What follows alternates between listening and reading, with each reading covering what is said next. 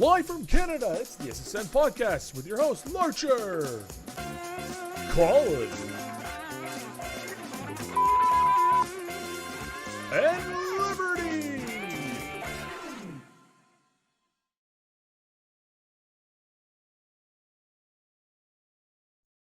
Hello, everybody, and welcome back to a very wrong intro for the SSN podcast. There's me. That hasn't changed. Lib's here, so that's correct. Colin's not here. Tom's not here. They both unfortunately stubbed their toes at the same time while trying to give each other a high five. They both died. They rest in peace. Wow. But we did But we did resurrect Michael, so we do have him back. I fucking reanimated him, put that green juice in him, and he just got all crazy and foamy from the mouth. But then I remembered, that's just Michael, so that's nothing. Yeah, changed. exactly. Back to normal. Yeah. Hello, gentlemen. Welcome back. Thank you. I'm Thanks excited. for having me. Thanks we for do every Well, technically, I can now say that every single host, except for me, has rotated out at least once. Yeah, Yeah. exactly. Yeah, because Michael unfortunately had to miss some. Lib had to miss one. Collins missed one, and Tom is our sub, but obviously Tom's not here today. I missed two, and the last one was BS. I was so angry. You were real angry. What happened? What happened, was- anyways? Well, there was a whole bunch of crap that happened with the kids not listening, so it delayed all of our plans for groceries. But then we go to the grocery store, and literally everybody and their pet poodle was there because it was Mother's Day. I think it was last week. Yeah, that was last week, I'm pretty sure. So it was like, just trying to get anything was a pain, and then the kids are acting up while we're in the grocery store, so it just makes everything longer, right? Yeah. Then we got home, it was like 12:45. I was like, yeah, I don't have energy. Kids aren't in bed yet or anything like that, so that's not gonna happen. Oh man. Well, you missed a very exciting, very casual episode, I'd say, last week, but it was a good time though. Nonetheless. Man, Yeah, opposed to all of our other very extremely professional episodes of this podcast. Last week's On a was more casual. pretty chill. nice. Well, this week, we're gonna continue a bit of the fun times. We got some good topics. We have some weird ones, and then we have some free information that came upon us by via Michael. So thank you for that. But guys, first of all, Oh no. did you know that UFOs are real? Considering I've seen all those other videos, yes. So, for those who don't know, all right, this is kind of like, first of all, let's get on this stance, all right? Before I go into this, Michael, what's your stance on UFOs and aliens and all that jazz? What do you believe? What do you not believe? And I'll ask a couple of other questions down the road, but go for it. Okay, so I mean, I am hopeful. I've always been hopeful that there is. I've always thought that there's no way that there can't be other life or anything like that, and especially to the level that there could be an advanced, race and stuff like that. But at the same time, without empirical evidence, it's just like, Okay. it's just a hope, right? So- So now you get these videos, but the thing is a lot of these videos, they can be explained with some of the technology that they've been playing around with, especially with Russia and China and the US. And even, what was the other country that's been really big into it? The UK for a little bit. So it's like, but at the same time, when they're blaming North Korea for a UFO, it's like, no, that's not right. North Korea, I mean, they've got some tech, but no, they're not making UFOs, right? And then the way some of them have moved and all that stuff, and then again, you just watch some of those videos, you don't make your own opinion, obviously, but I think for sure that there's something, Okay.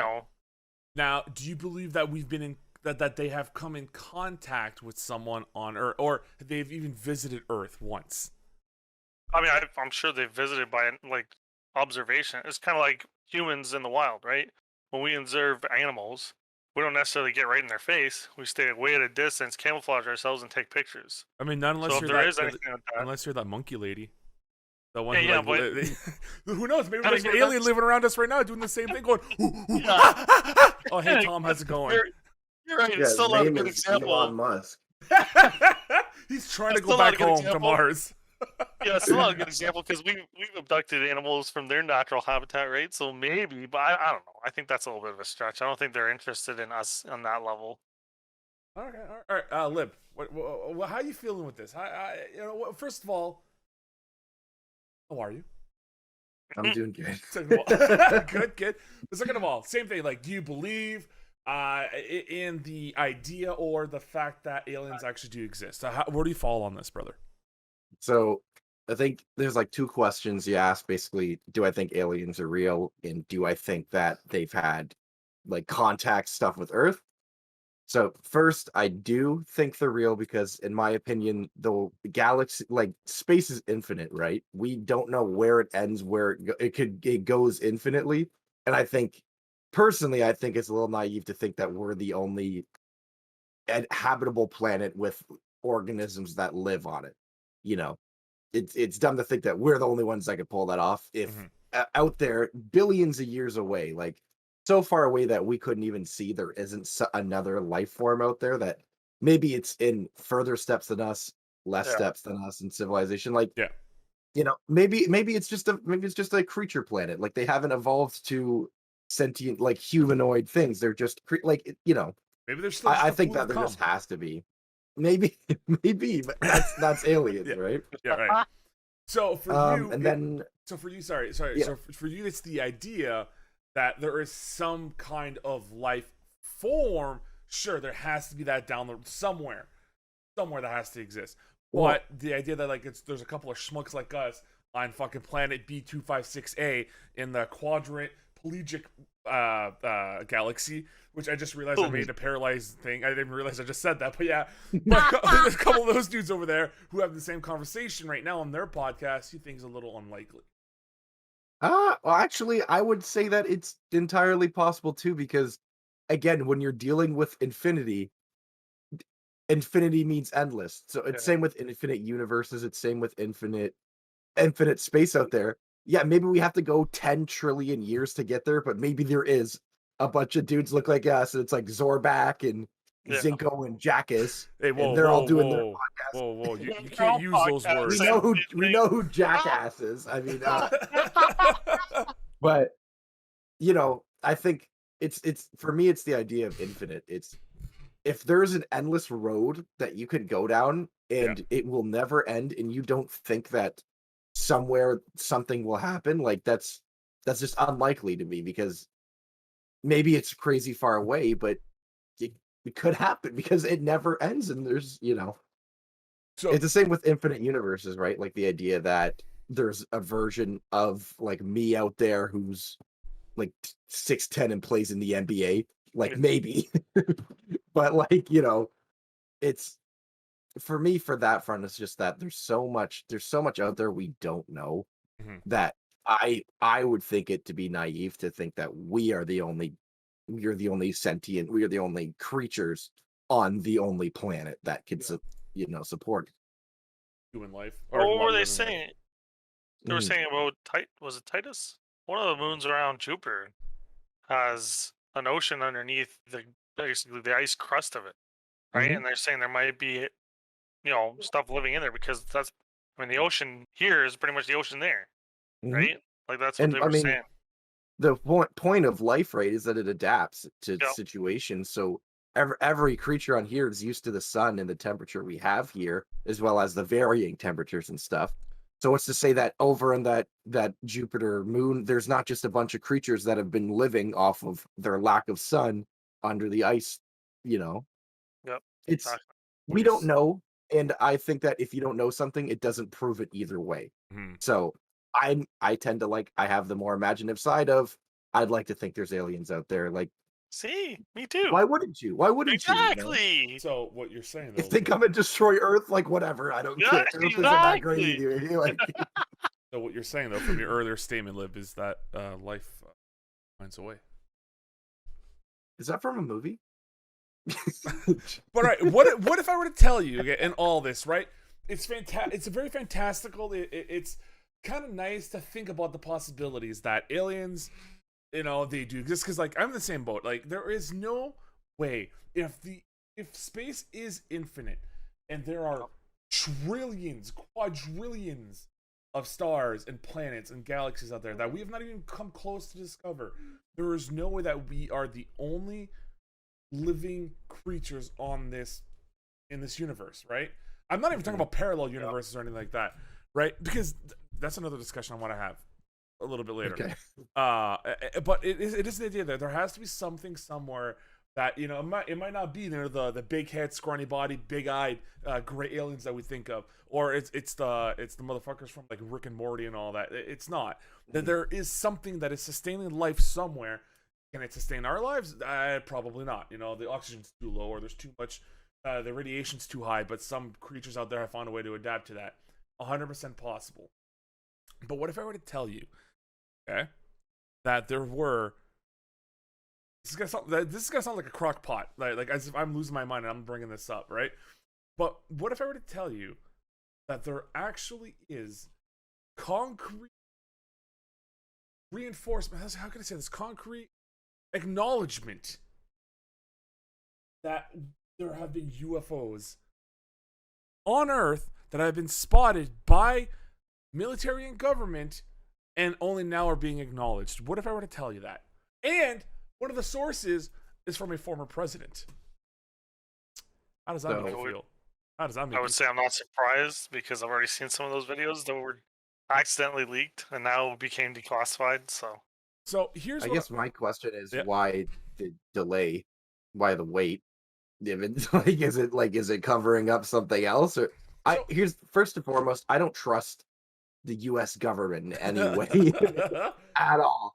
So when they come out and say stuff about it, it's like, okay, that's cool, but are you like you've done so many terrible things? Like, is this just hiding? Like, you know, is this a PR move? Like, I don't know. Like, you know, it's so weird because it's coming from a business almost. So that's why I'm a little skeptical. But now, if Bill Nye says it's real, I'll believe it. So what if? Okay, but so I understand how you can have the idea that if any government, right, when they show you, you know, example A, it's because they're trying to shuffle off to the side or get your eyes off of what's happening on example G, right? Yeah. They're trying to plan ahead to make sure you're not paying attention to this.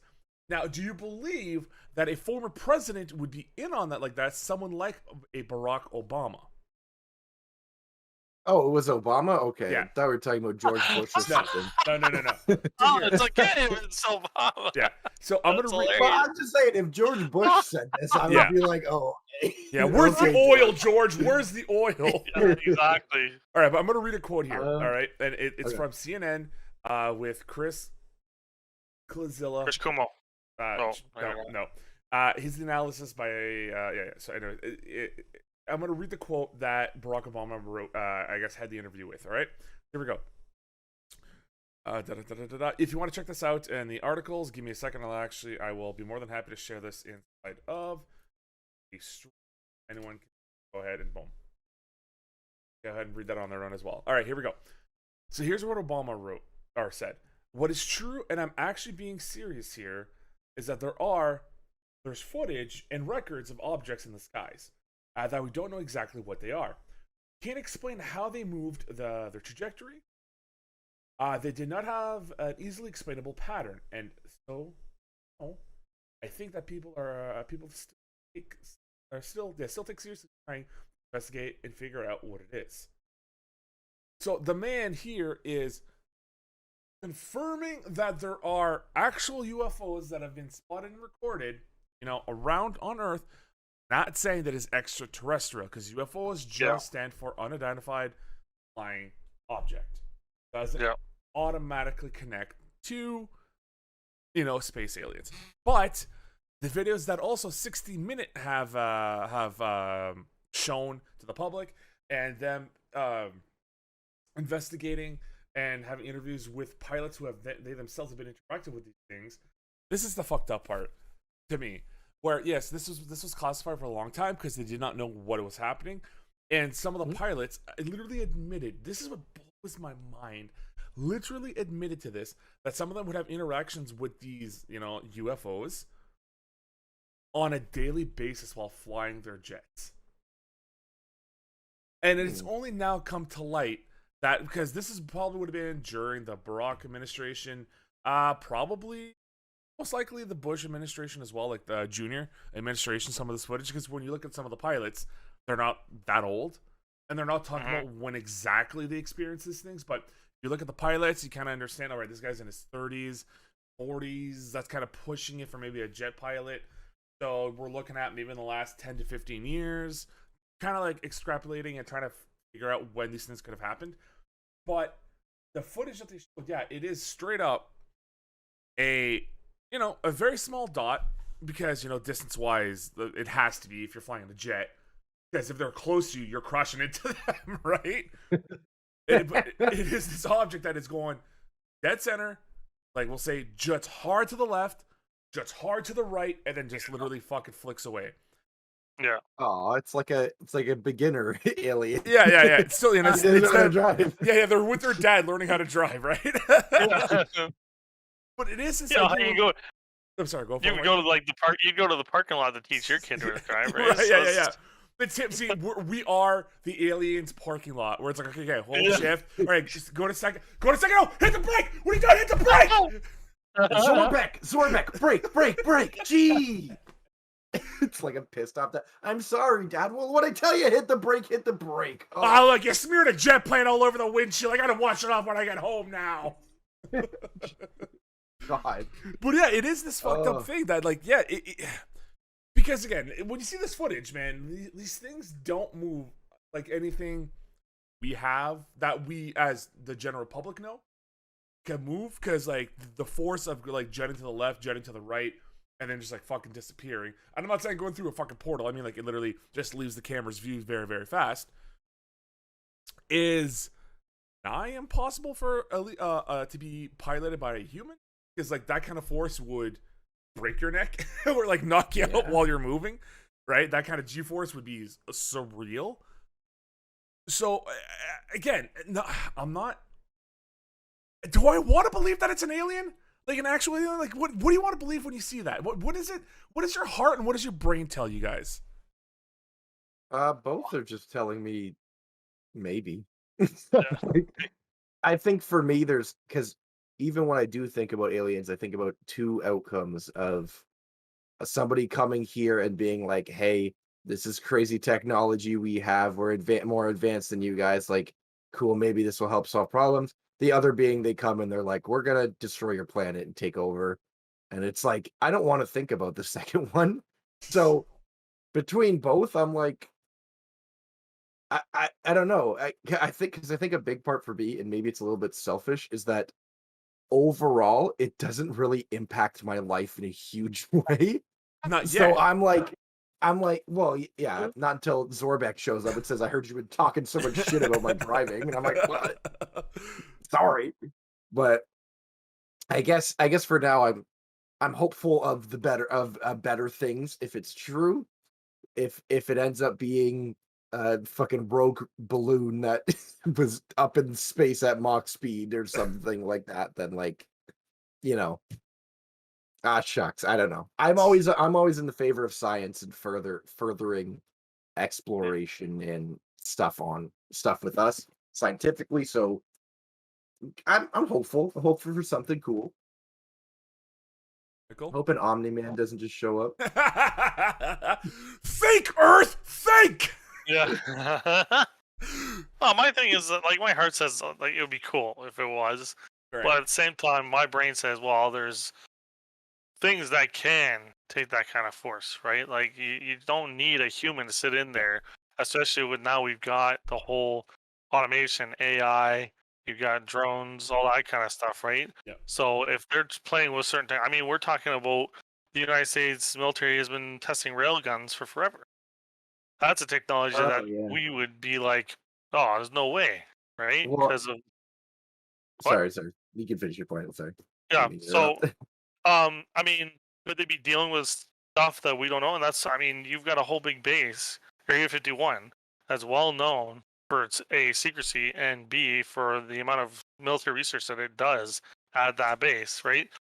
Who knows what they're doing? And like they're going to admit it, right? Especially if they're doing something that's super crazy, Yeah. realistically. But I mean, Well- and again, China's doing the same thing, right? I mean, Russia- like people were making jokes about storming Area 51, like just as like a funny joke. And on that day, did you see the amount of like armed guards that were outside Oh yeah, waiting? they don't mess around, Yeah. dude, for that base. If the Like- whole rest of the United States was melting, they would make sure that base was fine. Okay, let's put it that way. Okay, but here I- with that though, specifically with Area 51, Yep. isn't it a lot of the mystery and the secrecy that's there is things that we as a people, as a general populace, have put onto the base, and it's Yeah, not like like- it's like it would technically would be like that if you went to like Fort Minor, which I know is not a real place. That's the name of a rap group, or Fort whatever, right? And you go there, and like a bunch of Trying to people go are like, Fort Lauderdale. yeah, like you're gonna, we're gonna storm Fort Lauderdale and fucking, we're gonna find the truth. And the military's like, no, everything we do here is technically classified. Like, we don't share this with anyone. And if you come at us like that, yeah, we will have armed guards at the door. Like, Yeah. don't raid us with your Naruto arms, flop it in the air. It doesn't matter if it's Area 51 or whatever it is. Like, and like Area Yeah. 51, we named it that technically, right? No, no, not so much. It's because of the designations of the military bases back, Okay. way back, right? Yeah. And Yeah, it's just a especially, number. yeah, it's just they designated that area 51, right? And it has fort. I forget what the name of the freaking fort is now, but yeah, I mean, ever since 1947, we've had this kind of mentality about Area 51 because all the stuff that happened with Roswell, guess where it went? Yeah. Area 51, right? And I then think maybe a big part is that they needed something to be a sort of extraterrestrial whatever base. So Area 51 ended up being that. And then now it's just like a base, like you don't like, but at the same time, I think there's so much technology that militaries around the world are developing that we just don't know. And like I think I saw an article about something about like the US spending $1 trillion on like fucking mirror reflective cloaking technology or some shit like that. oh yeah, Which is Yep, so yep. funny is that you see all this shit and then it's like in their country is an absolute shambles in terms of like healthcare and shit, but they got cloaking technology. So I mean I think that there's a lot of technology out there in the world that we don't even know about because it gives a tactical advantage and you don't want other people to know that because as much as we think the world is peaceful now, it's not. I mean, I don't think people think the world is peaceful now, actually, but I mean, so to some degree, but it's a different sort of warfare now. yeah, well, Yeah, it's all a based on modern cyber. warfare. Yeah, well, it's a cyber Yeah. warfare. It's the biggest thing, right? So Captain Price, he's the only one doing stuff. Him and Makarov. God, Call of Duty was right all along. Can you imagine if like your home is getting blown up and shit, and then just you go inside and some Russian dude and Irish dude are just yelling at each Yeah. other, and Yeah. you're like, guys, fucking take this elsewhere. I have a life here. Then they turn around though. Lib, the numbers, Lib. What do they mean? The numbers. That's the wrong game. But Get your Call of Duty right, goddammit. God damn. But it is very interesting, and yeah, I kind of with Michael. Like, I want to believe that it is potentially right. The idea that there is another life visiting us. And it'd be awesome. Actually, I don't know if it'd be awesome. Because then it calls into the camp of like, is this going to be Star Trek or is this going to be Independence Day? Right? Like, will Will Smith and Jeff Goldblum save us from with a virus and a They're nuke? getting old. Right? Or is it going to just be like the fucking the Spock people, the not the Klingons? Oh my god, the Vulcans. The Vulcans come and visit us and say, "Hey, what's up?" Yeah, you know what I mean. Is it gonna be like that? On?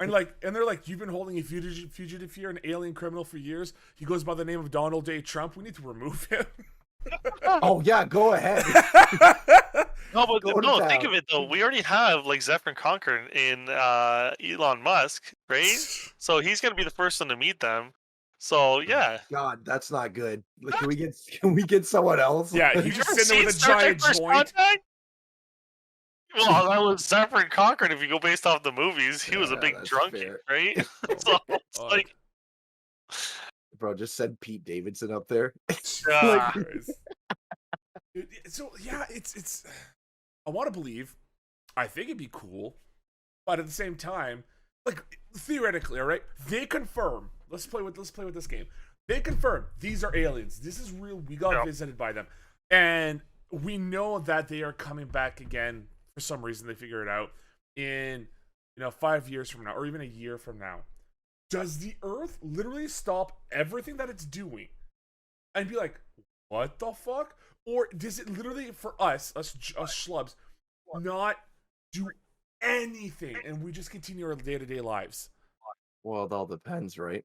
Like, because thinking about it as our society lives now, we would be hopeful that if we had the technology to go to a different planet and there was a species inhabiting that we would have the self-awareness to be like, okay, we're not going to take over your planet and colonize you or something. We just want to help. No, okay, here's the film. Are you kidding me? I know, but I'm like, if you look at the past, I think now it's more. I said hopeful. Oh yeah. Hopeful that maybe it's done in a better way. Oh, no. But if you gave all of the space technology to fucking England in the 1600s, they're going to every planet and murdering everything. Like that's But I mean, at the same time, people could do that now. Like we don't know. I wouldn't want to, but I'm not the people in control of that. Yeah, we'll have our own Christopher Columbus going around other places and like raping and pillaging and sending diseases to other planets, but in the name of the Queen, yeah, or England and all that shit. Day to him, and it's like an okay thing to do. Yeah, but it is this idea God. We hear on the news, aliens are coming. What are we today? The 29th of May, 2022. They're coming back. All right. They are going to be visiting us because we have proof now. We have a video feed, and it's fucking whatever the guy's name is, Dingar or whatever that Lib said. Dingar and Zorbeck. Yeah. They're like, yo, what's up, bitches? We coming, and like it just ends there, right? And they have their they're throwing up their gang signs and stuff because who knows? Maybe that's not their gang sign. Maybe that's their high sign. Doesn't matter. They're not diplomats or anything. They're two teenagers on a road trip, right? But here's my thing with this, right? Do we again the planet Earth? Canada, let's just go with Canada. Fucking Ontario. Yep. Do we stop everything? And it's like, all right, money doesn't matter. This doesn't matter. We're not like, what happens to us as a people when we hear this news? And does it affect us up until that point? The thing is, you got to look at pretty much human history will tell you, right? Whenever there's a crisis, people are more willing to unite. Now, is this a crisis? There's no crisis? Is it a crisis? If there's who the crisis is between. But that depends, right, on how we take it. If some guy comes up to us and just says, "Hey, yo, we're coming," right? And there's nothing else. We're not gonna take that seriously until they're bombarding our planet. Let's face it. That's just been how humans work. Unless it's happening, we're gonna just delay the inevitable as long as we can until it's too late, and then we're scrambling because now we're in a crisis mode, right? Okay. But if we knew 100% that they're coming to bombard the crap out of us, you guarantee we would probably unite because we're like, well, okay, we either all got to be in on this or we're all dead. Yeah. Right? That's a mentality that humans have worked off of forever. Either survival. We come together. Yeah, exactly. It's all about survival. Do we survive together or are we going to just die? Bad boys for life. And if we don't... Humans are also very selfish, though, unfortunately. Exactly. Yeah, but that's the thing, though, is if an alien's coming and they're not... Like, there's no guarantees that they're going to bombard us. We're going to have the same situation like just COVID. Look at COVID, right? You got two sides. People that either believe it or don't. Think it's a hoax or they believe it, right? And we're in a crisis. Alien side. Aliens are just killing people. They're like, well, aliens aren't actually that bad. What do you think about it? Or you just have Look people at like... the Nazis, man. Yeah. That's all you got to go. You got to go back to World War II, and you have collaborators and you have resistors, right? Yeah. Or you'll have one side be like, oh my god, the aliens are here. And the other people be like, oh, that's just terrorists with masks on. What are you talking about? Don't worry about it. Go back to work. They just won't believe it. Yeah. That's the U.S. government up there. Yeah. Well, if there was actual like bombs and laser beams hitting cities and stuff like and affecting all of us at the same time, yeah, you guarantee we're gonna rise up together, right? But now, what happens after the fact is not gonna be like Independence Day, the second one, Resurgence, right? I never watched There's no way that we're gonna garbage. just unite. Oh, yeah. I love that movie, actually. Oh, Michael! It's so cool. It's so cool. And I'm not saying it's good story-wise, but it's cool concept, right? Yeah, I don't. And think about, okay, the idea that they come in and they do have laser, not even laser beam. What?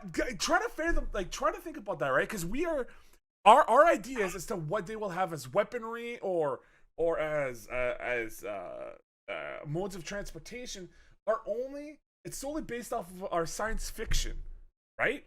It is, it's this idea of like, we don't really know what. Well, they have a plasma cannon. Do we even know what the fuck a plasma cannon is? Do they know what that is? Are they gonna have? Are they gonna be shooting heat rays at us, or radiation beams, or just literally they have a gun? What they have? They're so far back in technology, but they have an advanced spaceship. They just have Lugers that keep jamming, and they're like, "Hold on a second, no, hold on, there's some dirt." They just got bows and arrows. They're coming in with swords and stuff like that. We got machine guns. Yeah, they have space horses and they're riding down into our atmosphere. We're gonna invade you. Oh, okay. There's a giant metallic Trojan horse that drops from the sky, right? Yeah. And they're like, just drop us off to your leader's palace. Be like, what? We don't have. Well, which one do you want? You want China, Russia? Yeah. Like, what are you thinking of here? And depending where they land, if it's Russia, oh, they're dead. You know, they're dead. They have to amalgamate to that society, or Putin's just gonna wipe them out with fucking little capsules of cyanide. If it's the United States government that's gonna grab them, they're the ones getting probed. They're the ones getting put in fucking Guantanamo, and they're getting waterboarded and stuff. If they land in China, build a wall around. They'll build a wall around the spaceship. They'll build a wall. If it lands in Canada, well, they just, they hang out. We have some poutine. We have a couple of beers, Yeah, so it'll be pretty fun. We go watch a movie or something. I think I unfortunately think that if it would, we would much be like animals being hunted, where animals cannot fathom the things that are happening to them because it's not in their wheelhouse. Yeah. So I think that we're gonna see an alien say, "Bring it on," and then he's just gonna point his finger, and you're dead, and you're gonna go. Everyone around you is gonna go, "I have no idea what just happened, and I don't know how to stop it, and I'm gonna run away." Shit, they have mind bullets. It's gonna. They're just gonna like. It does not matter. Like they're all Thanos. They just snap and look at somebody and poof, they just turn into dust. Yeah, we don't know. It could be. They could just be entities, right? They could just be glowing light, and then you're like, how am I supposed to have sex with this? Mass Effect has lied to me. That's what Liv's worried about. He's like, "What? I can't fuck that." Pulls his pants back up. I'm going home. Fuck this, guys. I got a podcast to go to. I'm disappointed. I got a subject to talk about. God. I hope cricket people become a thing, so then Garrus can be a real person, because that would just make me happy. Wait, you want to fuck Garrus? Is what I'm hearing. No, Garrus is just the homie. I love Garrus. Well, it depends. It depends how you relationship that dude, right? Guys. Oh, I was always a dude, so we were just the bro amigos. Wait, could you be gay with Garrus? Yeah, you can. Yeah, you can. Yeah. Oh man, that's gonna mess up my next playthrough. So speaking of that, okay, moving on from aliens to games, with aliens, has anyone gotten the new Legendary Edition for Mass Effect here? Has anyone? All of my friends have, and I have not, even though I love Mass Effect. Okay, I wish I paid $80. In my opinion, I'm just gonna go play them. Yeah. Again, I don't know if there's anything driving me to go buy a new edition of the game for $80. So my thing with that, they apparently in the first one they have updated some of the in-game mechanics to be more modernized and more of the times with ME 2 and 3. Honestly, I don't know what that means because I don't have the game. What I'm hoping is like you don't have to drive around in the fucking Mako all forever, like going places. You do, but it's more playable. Yeah. If you remember, the mechanics in Mass Effect 1 were absolute garbage. Like, so terrible trying to play that as a third-person shooter. But they made it basically, I think it was just like they just took the ME2 engine and were like... And that's fine. No. But my problem with it, too, it's... so some of my friends have it, like Camp's got it, I know Eli has it, a couple other ones within the community. And they've been having this issue. And I'm like, how is this a thing with a game that's like fucking almost 10 years old, 15 years old? Where they, I think it's either they didn't update their driver the right way, their video drivers, or they did update it or something, and the game would just not fucking reach. Yeah. And I'm like, okay, come on, guys. Okay, fine. That's problem number one. I get that. It's a re-release onto modern things. That could be an issue. Fine, whatever. The other thing that I've seen a lot of people have is it still has some of the same bugs it used to have from the get-go, from the original versions.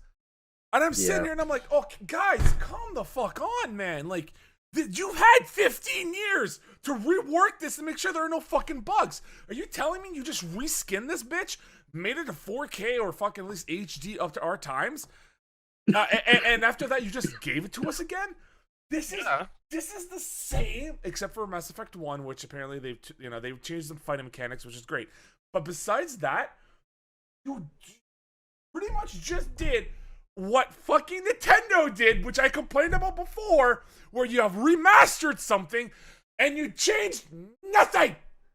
It's still the same broken, messed up game. Come on. That's part of the charm. That's part of the charm of the game. Come on.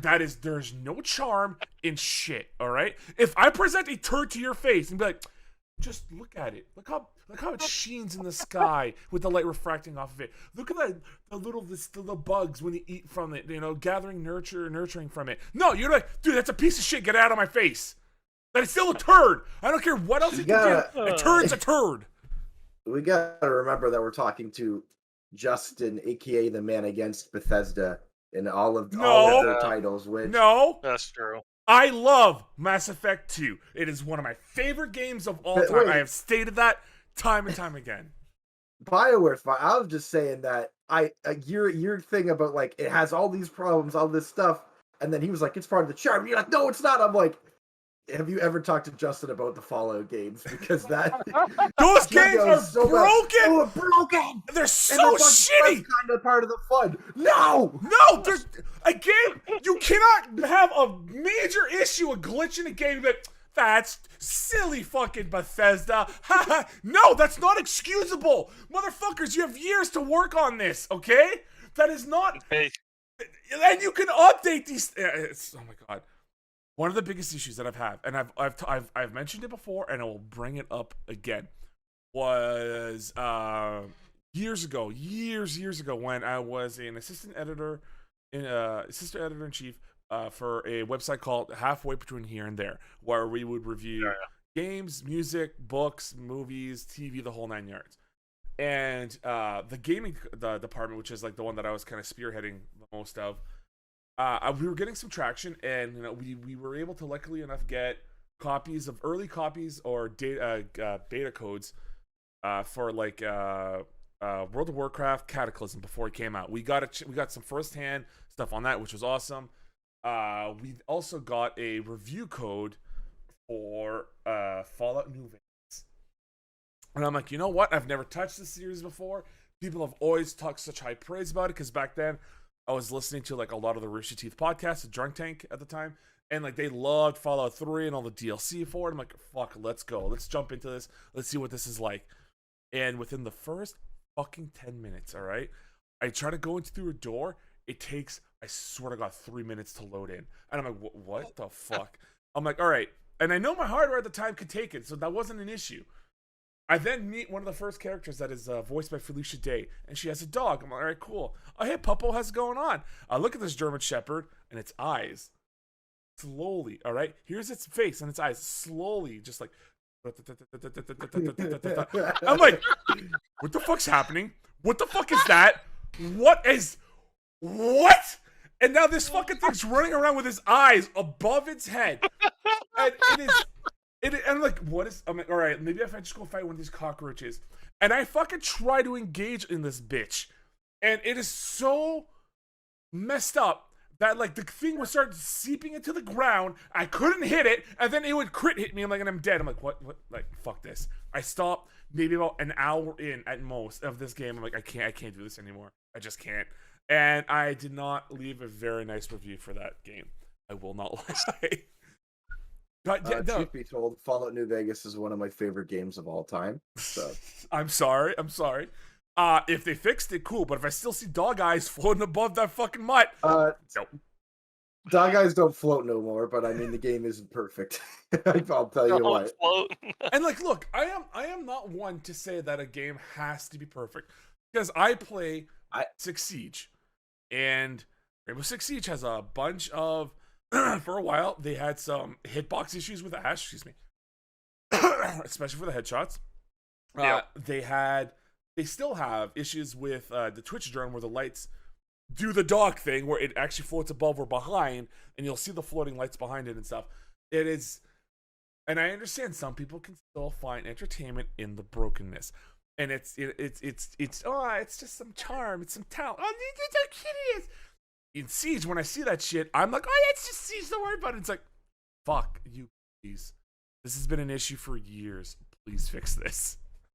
Or no regs. No regs are still a thing, which I don't even understand how that actually happens in Siege. Is it just like a server client issue? Yeah. So what happens with that when there's no hit reg?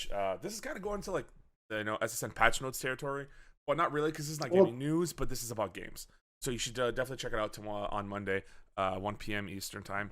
SSN patch notes is coming out. All right. Anyways, it is this idea of it's a mix of client side and the tick servers, right? So what can happen sometimes is that if I'm not mistaken, the tick servers are they were for a while at 30 frames per second tick servers, which means that everything happens within a 30 frames per second interval. If your internet fucks up or it lags or there's any issue between you and the enemy, that tick could actually speed up or slow down, and your bullet that you think hits the person doesn't, because they're actually not there anymore, or they are there now. And then they see you, and then they can respond to it, right? That's why. And then they kill you first, even though you shot them in the head, and you're like, "Oh, I'm sick." that is something that has been an issue before in the past. I find nowadays, as long as you're not fighting with people that are like above a really like 150 ping and above, you're not gonna have that issue anymore. I find it's pretty stable. I know that almost every other competitive shooter plays with 124 or 120 tick servers. So your Valorant, I believe, your Apex, even Call of Duty, I think might be a 120 or at least a 60 tick server. I believe, if I'm not mistaken, Siege is now on the 60 tick servers. But it would be beautiful if we could progress that to a 120. I was gonna say I haven't seen it a lot lately, but I do remember back when I used to play it more. It was like sometimes you just shoot people in the head and they'd be like, didn't feel it. Yeah.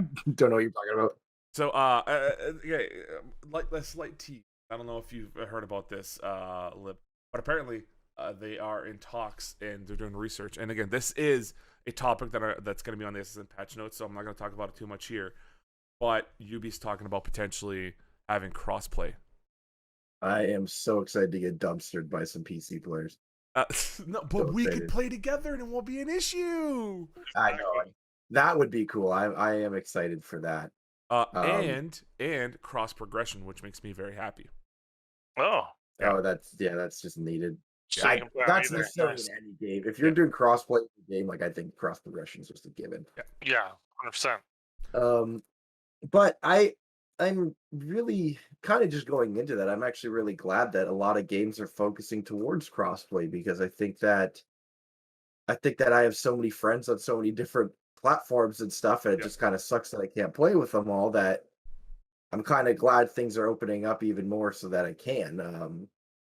I will say, one of the last times I played with Colin while he was on PC and I was on Xbox, I was getting flatlined from across the map on Apex and I couldn't hit anybody. So I mean that was unfortunate, but I do like, I'm just excited to play games with you guys. Even with like Rainbow Six, I don't care as much about like winning and stuff. It's just fun to play with people and shit. And I'm gonna get you guys to start playing Smite again, because it's what I'm playing right now. Dude, and Smite is crossplay too, if I'm not mistaken. It is. Yeah. Get on it, guys. I'll play with you. I mean, I'm like level 98. I tried really hard in that game. I think I have to.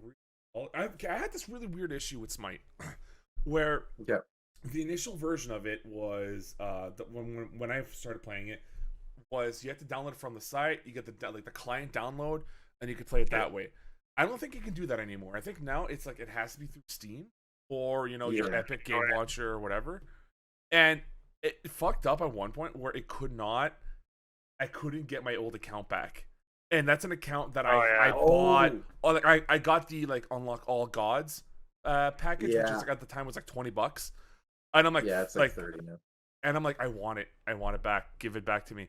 And I had to fight for the longest time to figure out ways to like get around it and stuff. And it finally started working again.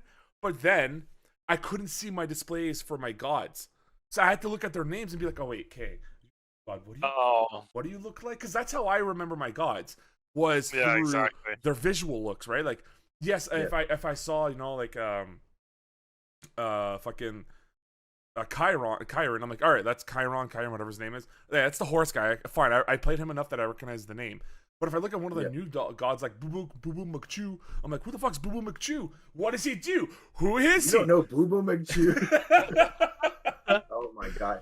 Which I will say, if you guys do get into it, like all of the new gods are so stupid and broken. And like they're fun, but like there's one dude now who's an assassin. Okay. And he has yeah. a bunch of he's an assassin, so he uses melee attacks. Yep. But he has a bunch of range specials. Like he throws a shuriken, he puts cal traps down, all this stuff. What? Gosh. Like but just like his specials, just like his like abilities, which is fair.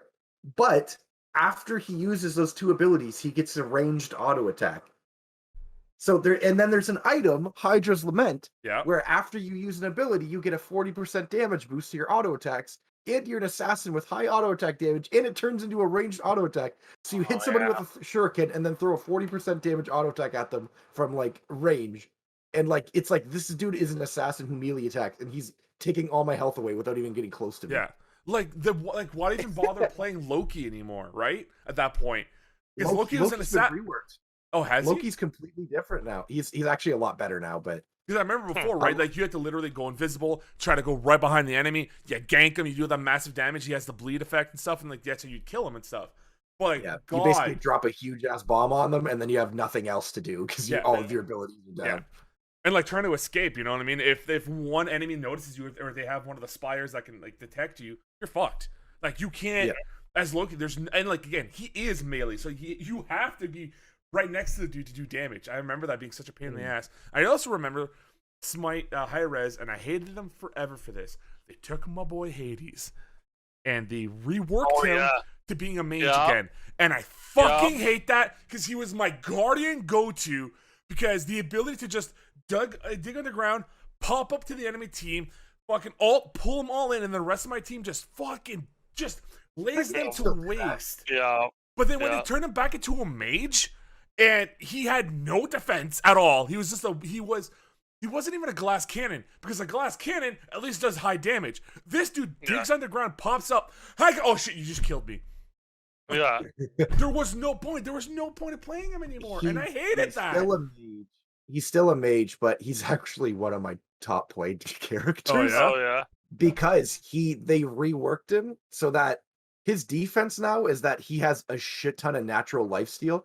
So there you go. And natural. So basically, what you do is somebody's in their minion wave, and you dive on them, and then use like your little boom, like staff down damage thing.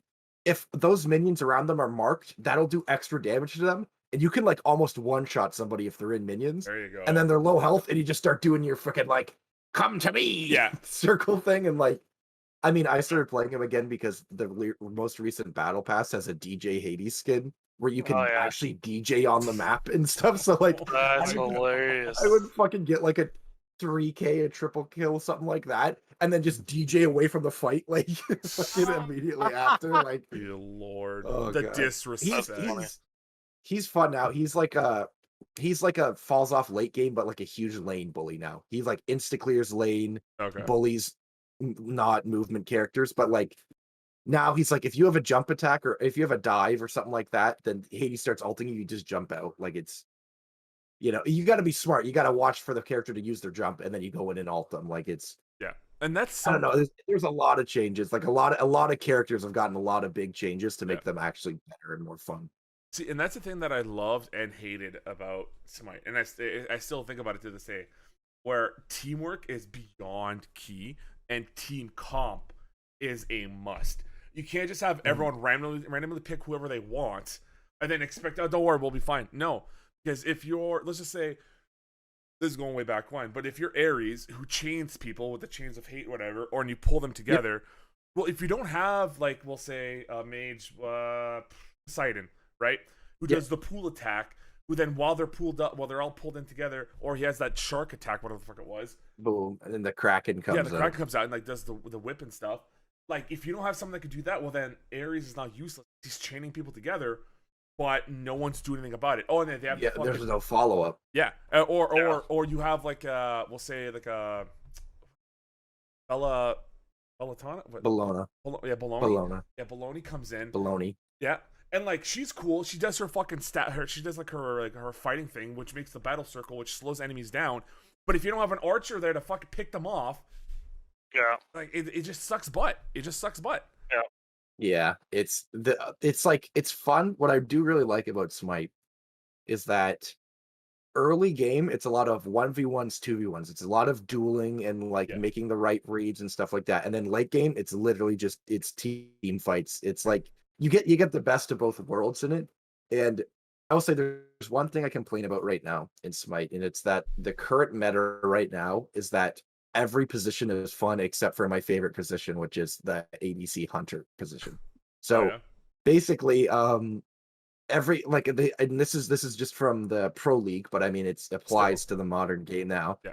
Um, when you look at every position, there's about 50 different items that every position would use, and they varied in rank. Like there's usually a core like 10, 12 items that every position would mainly stick to, and then a lot of versatility out of that. Okay. When you look at the Hunter role in Pro League, there was 10 items that were being used, and it was 8 items at like 100%, and then like 2 items at like 2%, because it's the same crit build that gives you sustain and stuff, and the Hunters do nothing in the early game, and then in the late game they kill everybody, and it's just boring. Like it's not fun for me. And like it's fun to like carry a game in the late part, but it's like the beginning you're just like killing minions, you're not getting in any fights, you're not doing any, and then meanwhile one mage is doing a full lifesteal build while the other mage is doing a fucking damage bomb build, and it's a super cool fun fight in the middle. Yeah. Like it's what I love and hate about the game is that you could build in certain ways, but then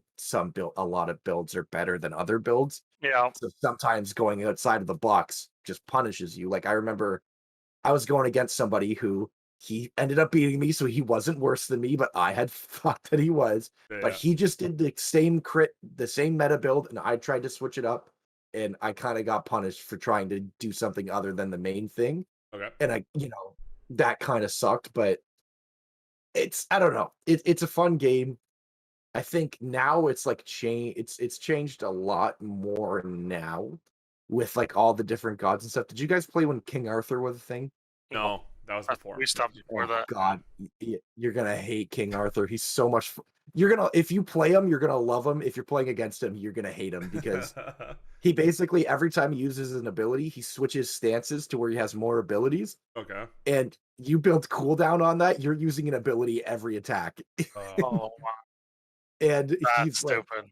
yeah, it's stupid. But then when you're playing him, you're an absolute grade boss, and it's so cool.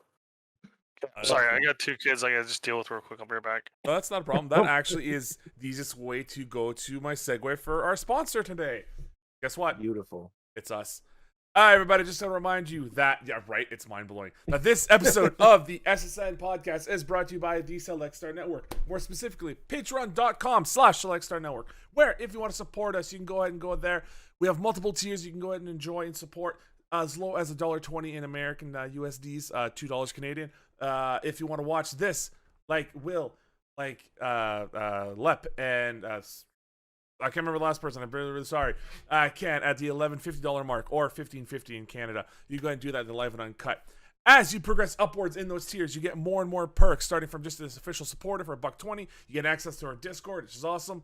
To the $6 mark or the $8 mark if you're a Canadian, which will give you a 10% discount code at the merch store. Live and uncut, obviously. You get this, the post show, you get audio, video, ad free once we post it up, which we try to do it the day before the actual official launch. And the perks just keep going higher and higher. If you want to go ahead, like I said, support patreon.com/Select Star Network. If you cannot, that is totally fine. I understand it's not the end of the world. You can go ahead and just follow, like, subscribe on YouTube. Same thing on Twitch. Go ahead and follow there. Check the notifications. Make sure you're all set up and good to go. We love your support any way you can do it. Thank you so much for being here. You guys are the best. Thank you. End of promo. I'm a little bit upset that I didn't have to segue into something awesome for that promo. Kind of makes me sad, I'm not gonna lie. But that being said, some things that we just have to let go sometimes. There's an article that came out with Seth Rogen that talks about that. How some things you just need to let go.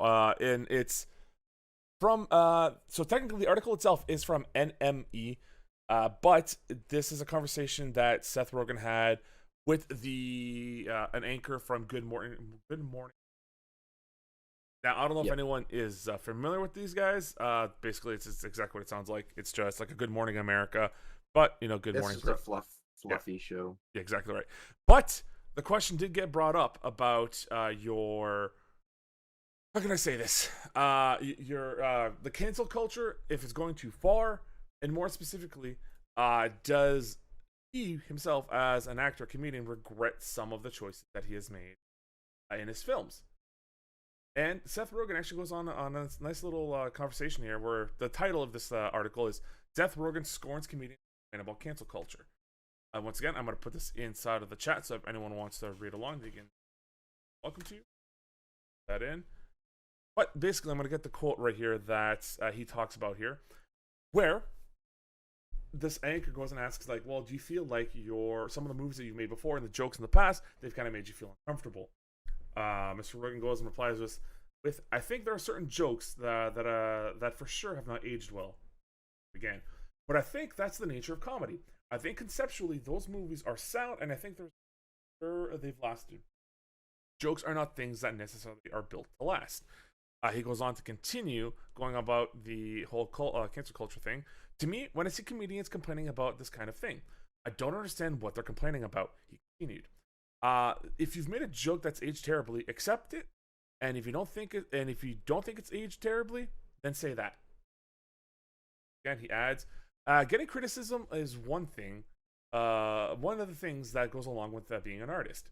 And if you don't like that, then don't be a comedian. To me, it's not worth complaining about to a degree I see other comedians complain about. I 100% agree with this man, with what he's saying. I do here. too.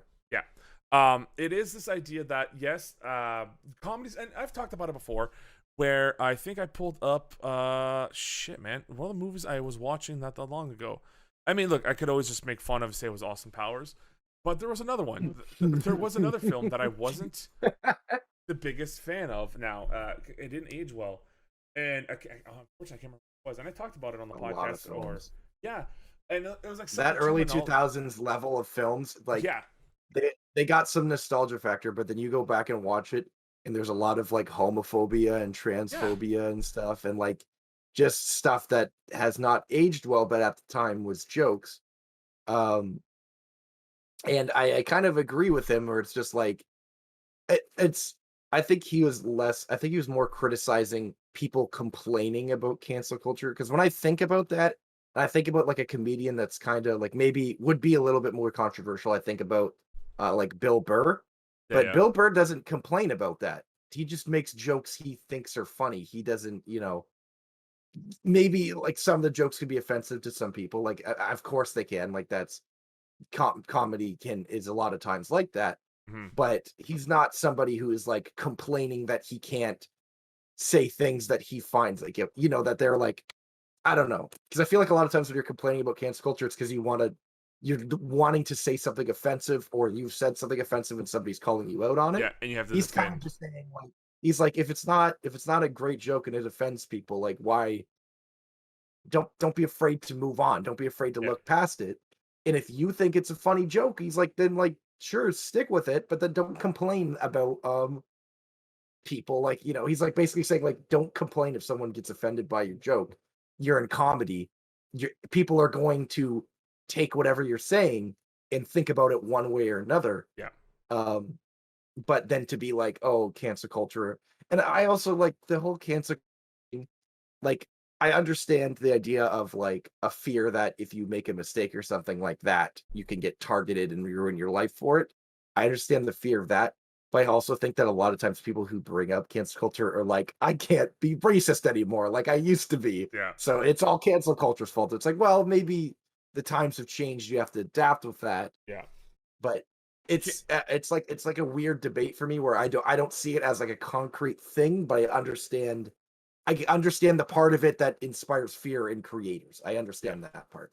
I mean, I know some people will say that it is an idea of like, oh, we're being censored. Oh, like we can't say the things that we want to anymore. It's like, okay, does the world really need another rape joke? No. Yeah, exactly. Like, there's better things to be funny about. Yeah, right. And I am again. We've mentioned this in the past where someone tried to kind of lambaste me as being potentially anti-Semitic, and it was obviously not the case. I understand there are jokes out there that will cross a certain line, and that's always gonna happen. There are certain risky jokes that you can make, but there's still a way to do it where they're not as weird as it sounds to be in poor taste, right? Yeah. Well, I mean, too, with that situation, it wasn't like you went on this rant about how the culture is changing you and all this stuff. You kind of just said, "Hey, guys, that wasn't the case. I wasn't trying to be like that, but I'll stray away from making those jokes as, and like as much I'll kind of like because it seems like somebody got upset about it. Like it was more like an acknowledgement of like, okay, this is kind of a soft spot. I'll just stick away from it, said like out of whatever, but you weren't complaining about the world not letting you do it. You were just like, okay, I understand where you're coming from, but you're wrong about this. Like that's not the case. Like it's to me that's an entirely different situation because it was taken in the wrong way, I believe. And again, there's a difference between that and, like I said, if someone makes a joke about rapes or to make fun of the mentally ill or handicapped, all those different things, it is this idea of like that's not cancel culture, dude. You just can't be an asshole anymore. Like I'm sorry that like as an example in this, some people might not just can't be an asshole. Yeah, I'm sorry, you just can't be an asshole. And like some people might not like this, but like there's certain jokes that Dave Chappelle can't do anymore because it is borderline racist or inappropriate nowadays, and that's fine. It was okay back then. It's not now. Don't bitch about the fact that he can't do those jokes anymore. Let's more like, hey, Dave, let's try to make something different. Let's see what the hell else you can do. Or you might be a redneck. Well, some days someone might be like, actually, you're just dumb. Don't worry about it. I don't go ahead. Fuck you, Blue Collar Comedy Tour. But no, it could be like Mando Mencia, right? Carlos Mencia, when he stopped stealing jokes and he starts writes his own stuff, like he did on that show, and they weren't good and they were just racist because it was making fun of Hispanic people the entire time. Like, that's fine. Like, we don't need to see another fucking Mando Mencia. We don't need to see another fucking Joe Rogan on a podcast where he goes for 3 hours bitching about how pretty soon with the whole cancel culture and how everything's too sensitive, how like pretty soon the white man's not going to be allowed to talk because there were people back then that are not that were discriminated and didn't have a voice anymore, so we're not allowed to talk. Or as a white man, we're not allowed to leave the house anymore. And it's like, shut the fuck up, dude. Like, seriously, Joe. Yeah, like I respected you for a while, but now that you have this giant platform and you think that this also a man that put the fear of or put more fear into COVID because of how his thoughts on about wearing masks and the vaccines and stuff. It's just he's a man who doesn't think before he speaks, and I know I am guilty of that. As I'm talking now, these are not things that I've pre-planned. Talking about Joe Rogan, that just came up to mind. But it is this mentality of like you have to be aware somewhat to some level that if you don't believe this shit, then shut the fuck up, don't talk about it. If you're just doing this because you want attention, dude, you're Joe Rogan, you don't need it. If you're doing this because you believe it really full-heartedly and you can talk about it peacefully, cool. But if you're gonna try to sound like, oh, I'm a white male, I am the one who's the underprivileged now, shut up, man.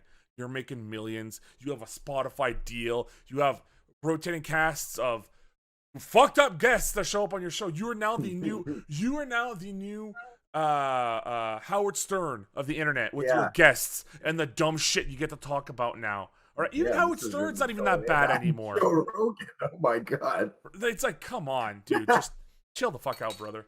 Just chill the fuck out. I also just think like it's kind of weird. Comedies are really like it's just a weird thing to get into because I think there is a lot of comedy that is, inoffensive and like gets jokes. Like I think Brooklyn Nine-Nine does a fairly good job of making jokes at no one's expense. Or like they do it at people's expense, but not the expense of our targeted group. It's Yeah. more like let's make fun of Boyle because Boyle's a kooky Yeah. character. It's like now I mean, it's not perfect, but I mean, it tries to address stuff in a good way. Like, and I think it's pretty inoffensive. Good jokes doesn't really harm anybody.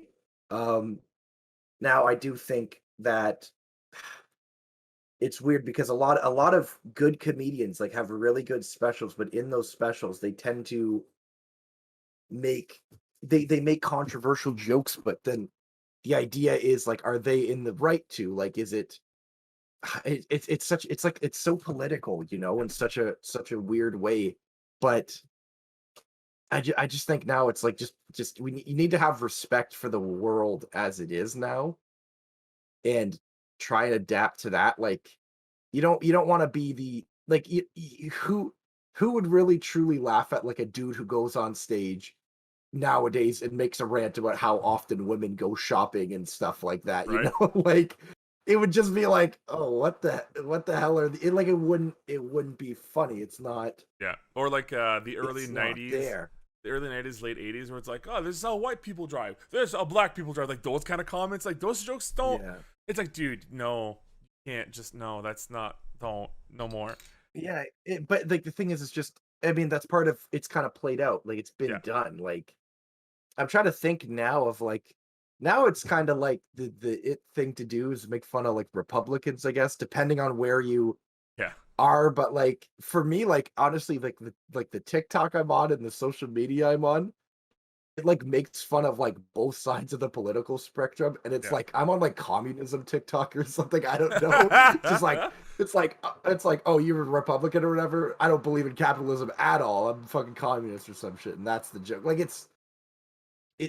jokes a lot of times can be targeting, but it feels like who you're targeting is based on what situation we are in right now, and Yeah. like because now it's not controversial to make a joke at like a Republican or a Democratic person's state, but to make a joke at someone's expense or at someone's Yeah. expense is that Expensive. Yeah. Yeah. expense. Yeah. Yeah.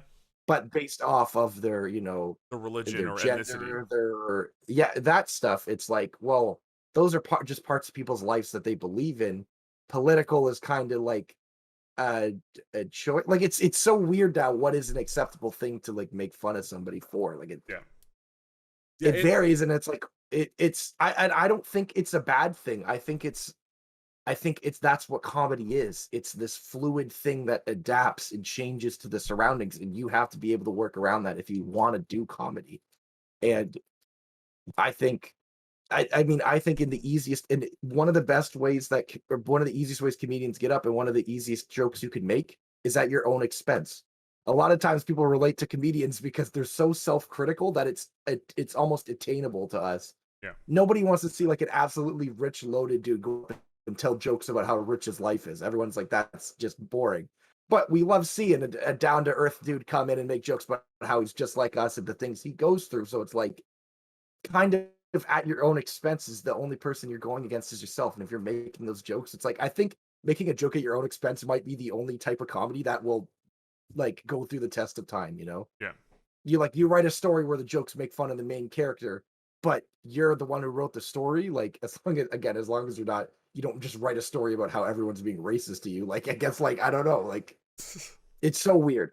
Comedy is such a different adapting platform. Like you could make an action movie the same way you'd make an action movie in the 80s and it'd be fine. Yeah. Yeah. But a comedy, you got to make jokes, but you got to think about what you're making jokes on. It's it's different. Yeah, it is interesting how we've reached this platform now where comedy has become more complex than thriller. You know what I mean? Like, Yeah. like even just in the world of films, like movies that the dudes where dude, where's my car, or like the road trips, your Euro trips, your like again like these raunchy like now a lot of people would say very inappropriate films. just don't mesh well in the world in our modern day. And Well, like where now when you think about the next evolution of comedy, where is it going to go? What's the next big comedy film? Is it going to be just a kids comedy film where no one's offended, or is it going to be like we will have to find that new edgy thing that we can talk about that no one will be like, oh, that's too far, but is it? yeah, it's okay for now. But well, it's okay for now, and then 10 right. years down the road, it's not going to be okay. Like that's, but, and I don't think that's a bad thing. Again, that's just I think that's how comedy works. The one thing thinking too that like how often things change. I was watching the original Blade Runner a bit ago, which is a fantastic movie. I love that movie. But I don't know if I mentioned this on the podcast or not. I don't think I did.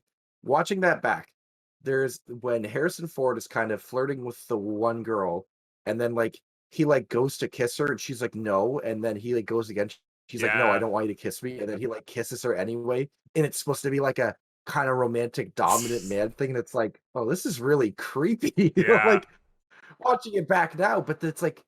But same with Sean Connery, James Bond. They thought he was smooth back in the day. We go watch him now, and it's like, oh, he's really pushy and creepy with women. Oh, it's he like, just slapped that woman, and now he's making out with her.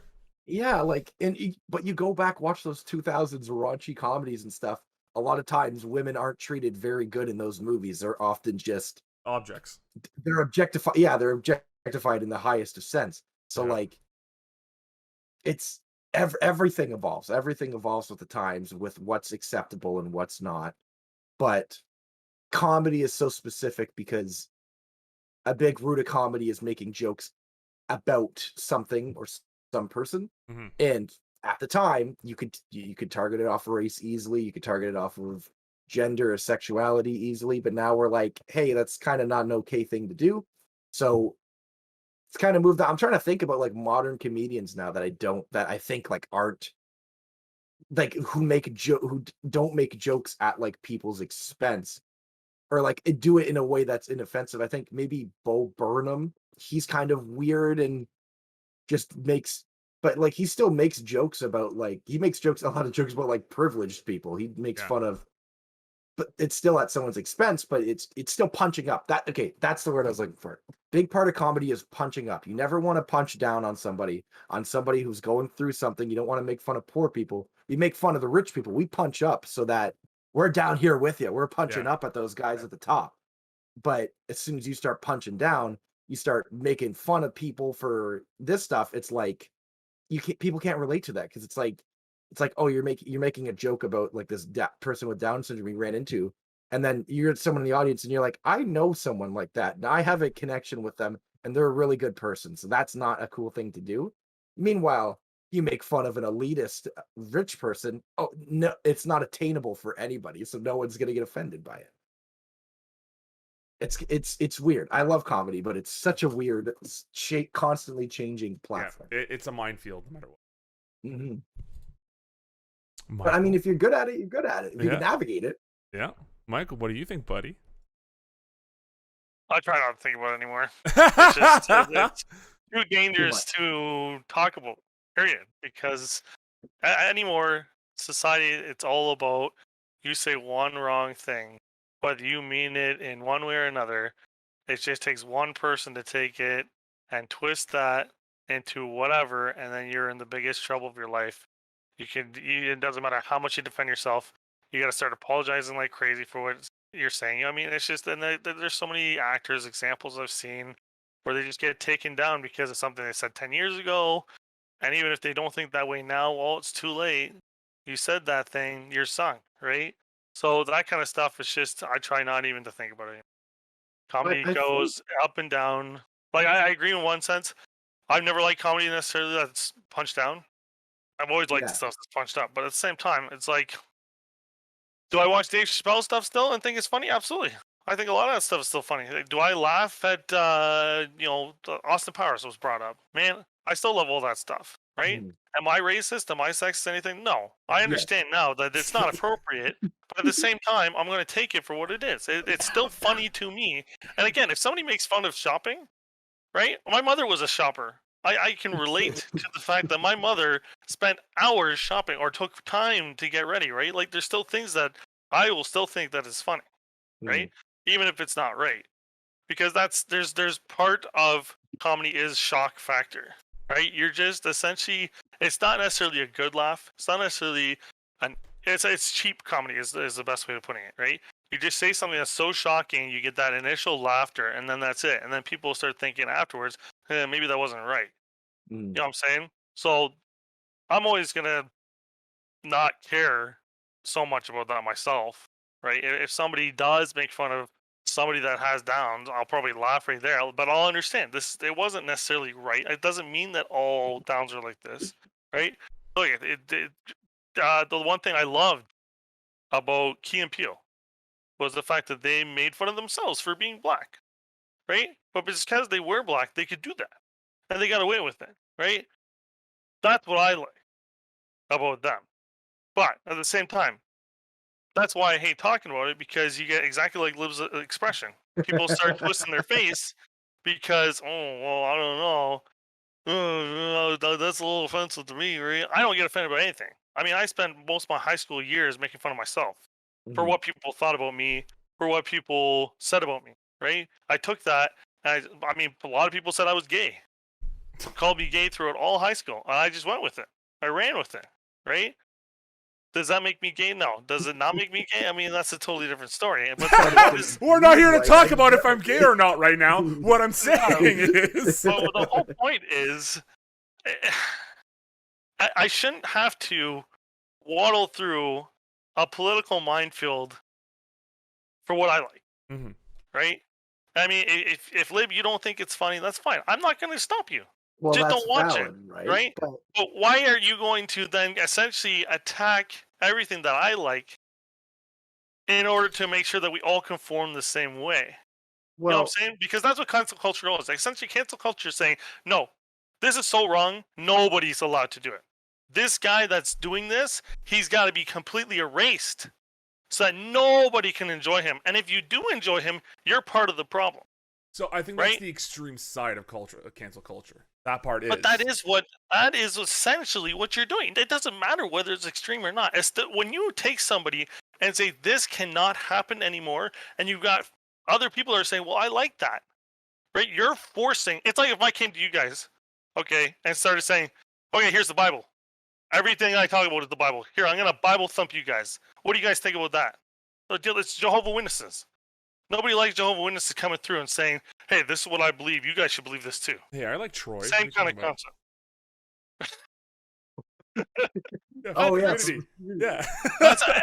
Again, I'm not saying what some of these things are bad, right? Like, or good necessarily, right? I'm not saying that racist jokes are like absolutely they should be everywhere. I don't care. It doesn't bother me that much. But if somebody makes one, right, and they are that culture, and people get upset by that, I just look at it and say, why? The guy is Hispanic. If he wants to make fun of himself and he's Hispanic, okay, if I think it's funny, haha, I'm going to laugh. But other than that, he could have made a different joke. Yeah, I agree. A lot of the things you guys are saying about, there's comedy does evolve. Absolutely. It totally does. But at the same time, going so far as saying, oh, what Dave Chappelle said, we should just essentially stop watching it. It's not funny anymore, or it's not good. I don't agree with. It's still funny. I think it's still good, even if it is bad. But I've learned from it. I recognize that it is now. I wouldn't make those same things now, right? And I'm sure Dave Chappelle wouldn't either, hopefully. Ooh, no, not him. No. Dave Chappelle has gone on record for a lot of the stuff that he said. He still stands by, and he like, even some of his more recent specials, he's talked about certain things, and how he makes a lot of jokes about trans people, which is not there. I think back then it was more of like it was weird for people back then, so it was like but like now, like he's made them more recently, and it's like okay, well, and the thing is, it's like if I don't think that somebody should be punished for if they have evolved and they said something 10 years ago, and then now their opinions have changed on it. They said that was not a cool thing for me to say. Like I've moved on. I think people do change. Yeah. But like it's not like they don't have, if they're taking accountability for it. They're like, I understand what I said wasn't okay. Like that's that's part of life. That's being part of being like an adult, right? Is taking accountability and moving on. But I think that you just have to have respect for the world and people with what you're doing. Because I do think that, like you were saying, Michael, you can make sort of a joke like that in a sense, but if you're like in on the joke and everyone knows you're in on the joke, like that's that like makes it better. That like softens the blow. Like again, if I make fun of like white people, which by the way, white people are easy to make fun of now. It's pretty you don't get in trouble for that. But if you if I make fun of white people, like no one cares. I'm a white person. I get what you're saying. I think we're kind of like debating two different points right now, where No, no, I'm well, just we're not even debating. I'm just saying like you got to have respect for the world when you're making jokes. You have to have respect for yeah. people. The And biggest thing that if I'm targeting like my minority groups in any sense with my comedy, then it just feels like I'm targeting people based off of things that they are, which is not an okay thing to do. But it's okay for the opposite. This is the thing. The biggest problem I have about the whole thing with cancel culture and that is the hypocrisy of it. Because, like you just said, if I'm white and you make fun of me, I'm supposed to just take it. I'm supposed to be okay with it. You can be making fun of white people like crazy, and it's because I don't get offended that it's okay. Right? You can make fun of fat bearded guys. I'll laugh my balls off. Hey, Because that's okay, right? hey! But if you Chill make the fun tits, of man. some skinny dude, right? Like that's the thing. You can't have it both ways. Either everything goes or nothing goes. And I Like think when you start limiting stuff, right? You start limiting people because again, my thing is, if you don't like it, don't watch it, don't support it. You don't need to cancel it because there's going to be people that like it. Now, does again, does it support certain stereotypes? I don't agree with that either. Comedy is basically there to use whatever, right? Anything that goes in comedy. That's how yeah, I've always seen comedy. Everything goes. No comedian is going to tell you, "Oh yeah, by the way, I'm saying these jokes because I completely support, killing Jews or stuff like that." Okay, or eliminating blah blah X Y Z. Right? They're not going to say that because they don't believe that. I yeah. mean, you The new can't. Dane Cook goes crazy. But if you start taking it, right, and you're starting to push in real sense and being serious and saying, no, no, no, like these people are actually, that's where you draw the line, in my opinion, right? If I start going off there and putting posters up saying ban trans people, right, Yeah, you're just without being it being a it's joke, not even a joke. It's being you're transphobic, right? Like exactly right. But if I'm putting those posts up to make fun of, you know, somebody doing that, right, and somehow digging at trans community at the same time, it's comedy, right? Anything goes in comedy, because that's where comedy started from. Really, was making fun of kings, making fun of high level people, right, or mhm. anybody way back, right? People found it funny. People find it relatable. Again, I'm not saying it's right. Some of the stuff. I'm just saying when you start limiting and censoring certain things, you're going to start limiting the content, which is going to start discouraging people from doing it, which means that we're all suffering from it. All right, well. So there are points on both sides, which is actually kind of nice to see. That is not something that we get all the time here. I'm not gonna say we're always on the same side of things, especially my taste in Yeah. films. Yeah. That's okay. The Austin Powers movie Look, specifically. I'm telling you right now, the sequels are garbage. Okay? The Goldmember is one of the worst fucking movies ever made. All right, I'm gonna say that right now. I can agree. Yes. Oh my God, 100%. Okay.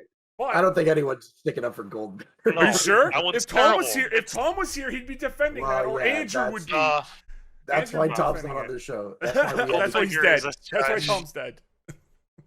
Yeah. Right, but to kind of end on a slightly, I was gonna say lighter note, but it's still kind of depressing when you think about it.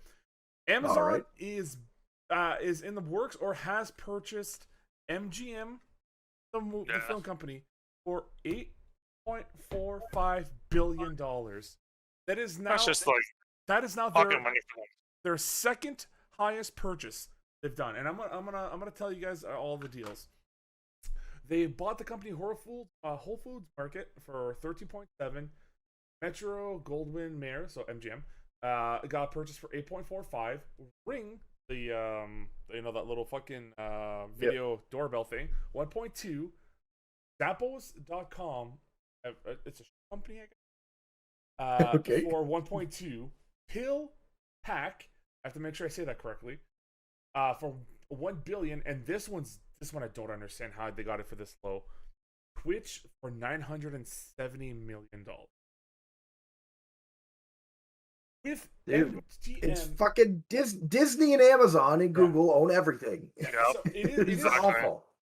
What scares me with this, all right, with MGM being purchased by Amazon, is the next James Bond that's coming out, right? Maybe not this one, because I'm sure there's already been deals that have been in the works for it, for being released a certain way and being published, everything else distributed. For the next one after that, is it going to be on a Amazon Prime Video, where the only way to watch it is to have Amazon Prime and then pay that premium fee that like Disney's doing with Disney Plus for some? Probably. Oh, 100%. Yeah, I'm just gonna say probably. I don't know. It's such an illusion of like America being a free market right now, where anybody could thrive because 90% of business is fucking all these big corporations doing everything. Like Disney owns like 60% of all movies being made are made by Disney in some sense of it, because it's Fox, Marvel, Disney, like it's all of that shit, and they're making all of the money. Yeah. And now MGM's owned by Amazon, and Welcome to the monopolization. That is right? RoboCop. That is James Bond. There's a couple other ones that are out there that the MGM owns that are still like big franchise names. Is it good? Who's to Warner Brothers? Is Warner Brothers still free agent right now? No, Warner Brothers is by Time Warner technically. Yeah.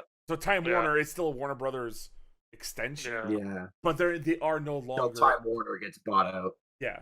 Well, see, isn't this what, like, years ago there was an argument? A company was trying to buy something. Well, I think it was States. I think it was like, as an example, I think it was like Comcast was trying to buy AT, something like that, right? Yeah. For the internet or the cable provider, whatever the fuck it was. And there was an injunction put in between saying that this would become a monopoly. One company cannot own another company, considering its the choice for the people, right? If Comcast owns Time Warner or vice versa, whatever you want to call it, it is now like there's only one option for your cable. It is Time Warner. It is Comcast. What I'm worried about now is that, like you said, Amazon could theoretically, they have the money if they wanted to. They probably could buy Disney. They probably could. They're like almost $1 trillion company. These guys are making a mad amount of money. And if they wanted, they could buy Disney, which then means they would own everything. That's Star Wars, that's Marvel, that's Disney, that's the whole 9 yards. And when does the government step in at this point and be like, you can't just buy everything, Amazon? Yeah, but the government steps in when Amazon stops giving them money. The thing is there's no rules that say that they can't buy companies from other sectors. That's a big thing, right? Yeah, because Amazon is like it's a service. It's not like a film studio or anything like that. It's such a broad service provider that. Yeah. Well, I mean, so if Amazon tried buying Facebook, there'd probably be something, right? If they tried buying Google, there'd probably be something, because they're both tech companies. It's really, Amazon is tech, and considered tech, right? It's a service tech industry, right? But if they buy a grocery store chain, oh, no big deal, because that's a grocery store chain, right? If Google buys YouTube, right? Technically, that's it's a media service. Yeah, it's a media service. Google doesn't necessarily have its own, right? Yeah. Facebook, same thing. Like if Disney tried buying, now this is the thing. Film industry though is different, and I don't know why. Why, like Disney can buy Fox and it's fine. Yeah, Fox, right? and Marvel. Which is such a strange concept to me. Yeah. But when it comes to a lot of these other companies, like if you're a different sector, oh yeah, you can buy them. That's fine. That's why they got away with buying robotics companies, AI companies, all these Yeah. other things, right? Because they're not technically right part of that same Now, branch. could you not argue that technically this is a form of monopoly?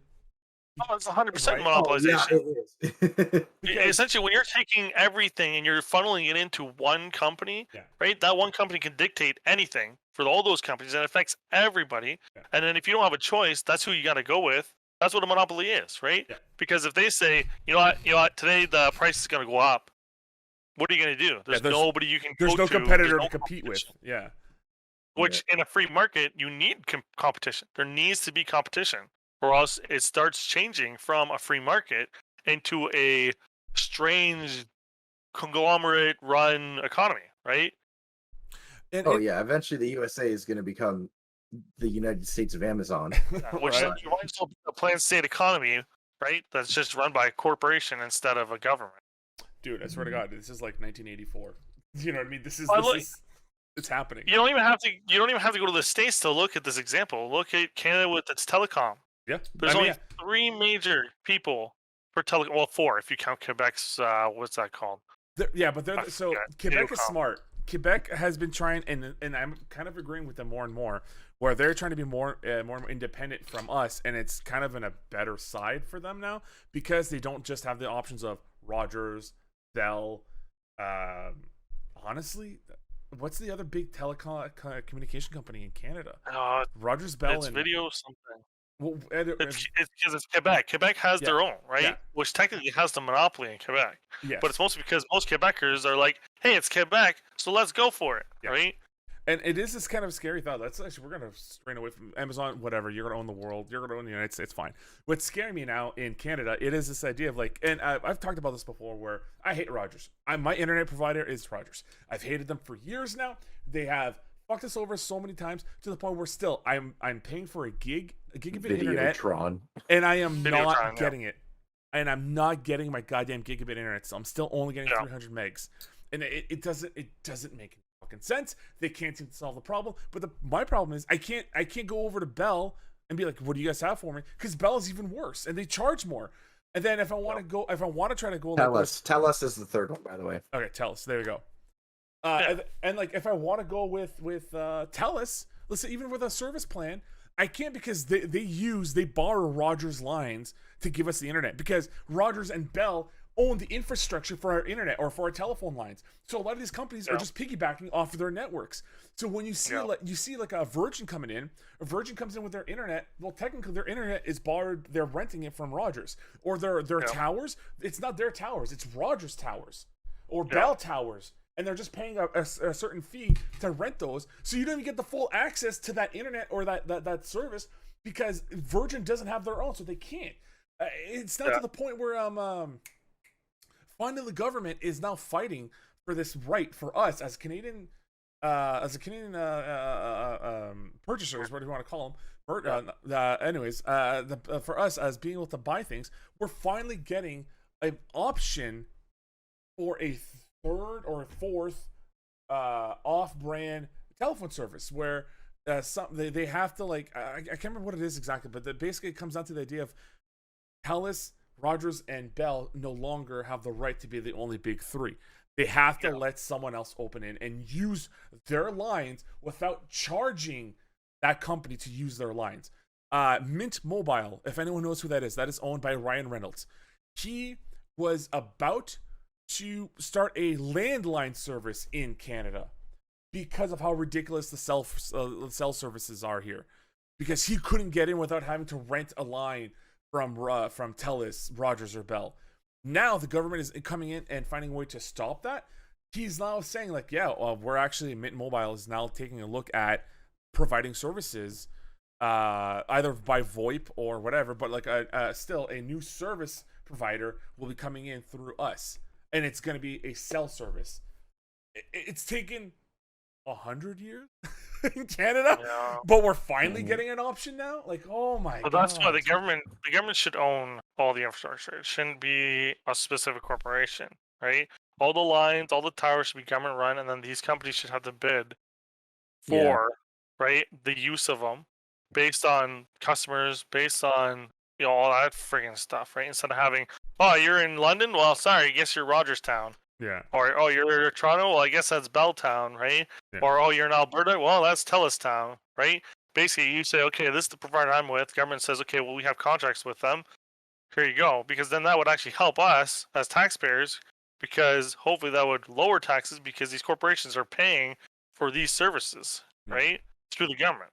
Now, the Yeah. thing is that people don't like about that is because monopolization, whenever monopolization is thought about, was back in the day, was crown corporations or state corporations owning everything, and then they Yeah. would set the price, right? But if you have a mix of, you know, private industry and government industry in there, right? You now have them competing against each other. That's the idea, Well, right? yeah, it's the idea of, like, as an example, would be the LCBO and the beer store is a very good example of that, right? LCBO being Yeah. crown, beer store Yeah. being private.